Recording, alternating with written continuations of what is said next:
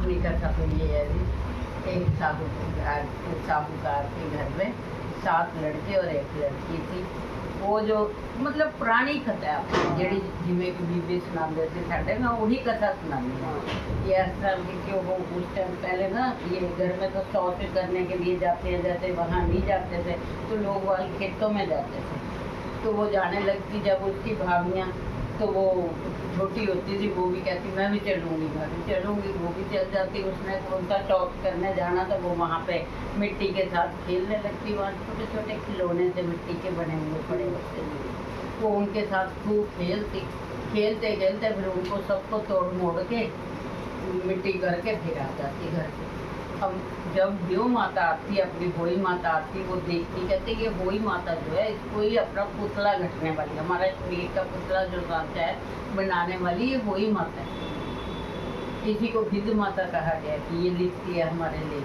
तो फिर ना तो उसकी दरानी जेठानियाँ ये व्रत करती हैं, क्योंकि सबके घर औलाद है, अभी इसके घर हुई नहीं। तो इसको मतलब ना ही इनकी सास ने कहा कि तू भी पहले से ही रख, चाहे औलाद है या नहीं है, हम भी तो पहला व्रत रखते हैं कि ताकि माता रानी झोली भरे।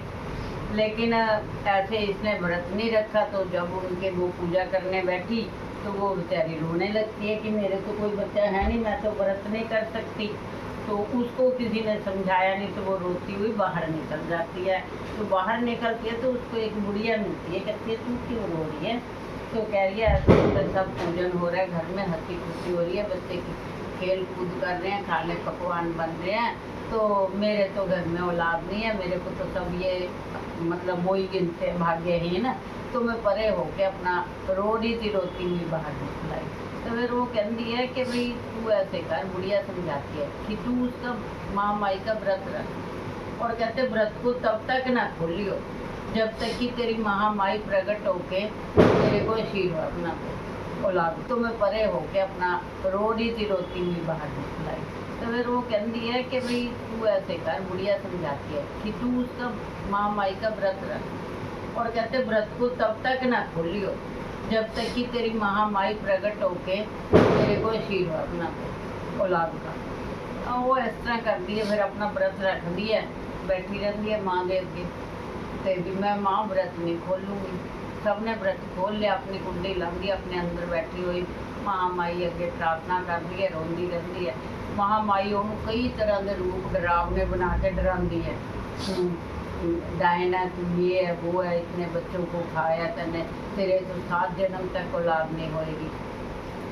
वो माँ ने बस पैरों की पई रहती है, रोंदी रहती है, कहती माँ जब तक तू मेरे को आशीर्वाद नहीं देगी मैं नहीं उठूँगी, मैं नहीं व्रत खोलूँगी, मैं तेरे ही व्रत रख के बैठी हुई। तो फिर उस टाइम कहते माता की प्रगट होती है, उन्होंने दर्शन दिंदी है, और उन्होंने कहती है चल तैनूं देना तो 7 जन्म तक नहीं सीगा, ते हुण तू अगले कोई दे व्रत तक तेरी गोद भरी हुई होएगी। फिर वो उस टाइम से उठती है, फिर अपना व्रत खोलती है। तो फिर कहते महामाई जिस तरह तू ओदे ते बॉडी, जिस तरह तैने ओदे ते कृपा की इस तरह सब ते कर। बोल कोई माता की जय। ऊपर से नहीं देनी चाहिए थी पर पानी को नहीं, अपनी थाली अपने थाली